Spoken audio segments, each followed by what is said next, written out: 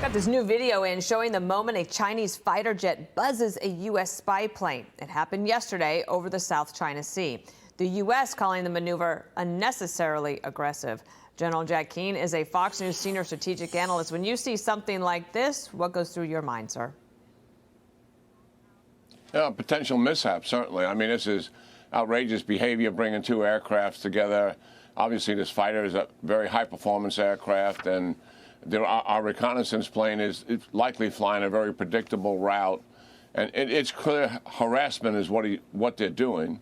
And the United States military is kind of on the front lines of this, not too surprising, given the aggression that China has. They resent the fact, Dana, that we're spying and collecting surveillance information on them every single day. This is a very obvious means that we do it. We use all sources to do this. We sail our ships through the Taiwan Straits, much to their frustration.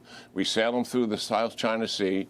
We conduct exercises with our allies and partners in the region. And they know that principally that all is directed against them. We wouldn't be doing much of this, to be frank, Dana, if they weren't so aggressive in reaching out and trying to dominate and control the Indo-Pacific region, using military intimidation and coercion to do that, certainly using offensive cyber to undermine civil societies.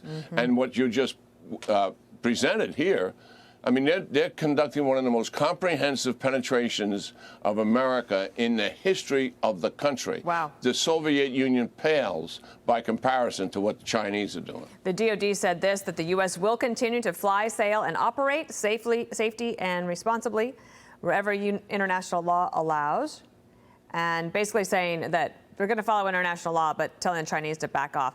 Also wanted to ask you about this. Let's show the map here of call phone number 3. These are drone attacks around Moscow that apparently have been happening. And John Kirby, the White House spokesperson for national security, said the White House does not support Ukrainian attacks on Russian soil. Listen to him here.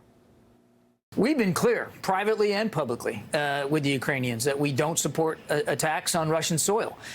We are going to continue to give them what they need to defend themselves and defend their territory, Ukrainian soil, but we don't support attacks in Russia.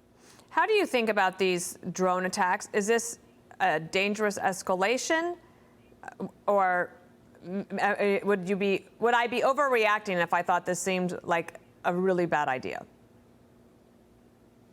Yeah, well, first of all, in what Admiral Kirby said, who I respect, I disagree with him fundamentally. I mean, the Ukrainians have a right to attack Russian organizations, depots, fuel deposits that are on Russian soil, certainly. And they just fired about 200 artillery shells in Belgorod, which is Russian property on the other side of the Ukrainian border, because it's such a hub. It transfers all the equipment and the troops through that hub. In terms of this, what you're asking specifically, the Ukrainians are denying their involvement here, but I suspect someone, certainly working on the Ukrainian behalf, has conducted these drone attacks. I think it's a strategic mistake. I mean, the Russians are killing innocent civilians, making war on civilians because they have lost the ground war against the Ukrainians. They're trying to break the will of the Ukrainians. We know they've committed atrocities in killing civilians. The Ukrainians should not be near anything that deals with the Russian people. The Russian people are not the Ukrainians' enemy, and they should pull back on any supporters that they may have that are attempting to hurt and harm the Russian people. And obviously, the drones that are attacking apartment buildings are doing that very thing. There is absolutely nothing to be gained by the Ukrainians for that kind of behavior. Military targets inside of Russia, I believe, are suitable targets and appropriate. All right, General Jack Keane, let's stay in touch on this, as it looks like it is ratcheting up there. Thank you. I'm Steve Doocy. I'm Brian Kilmeade. And I'm Ainsley Earhart. And click here to subscribe to the Fox News YouTube page to catch our hottest interviews and most compelling analysis.